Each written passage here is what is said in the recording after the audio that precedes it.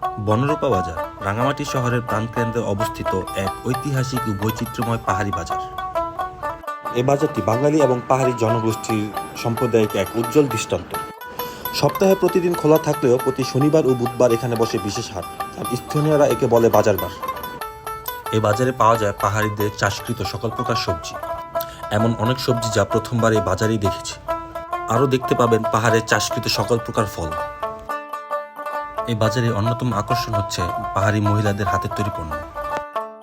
বাজারটি কাপ্তাই লেকের পাশে হওয়ায় লেকের বিভিন্ন ধরনের তাজা মাছও পাওয়া যায় এই বাজারে।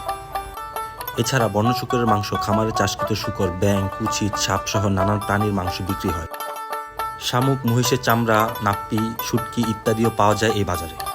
বাজারের শেষ প্রান্তে অবস্থিত সমতা ঘাট, এটি গুরুত্বপূর্ণ নৌঘাট। এই ঘাট থেকে নৌকায় করে পাহাড়ি গ্রাম থেকে উৎপাদিত পণ্য বাজারে আনা হয়। এই বনরূপা বাজার শুধু কেনাবেচার স্থান নয়, এটি পাহাড়ি ও বাঙালি জনগোষ্ঠীর এক মিলন মেলা।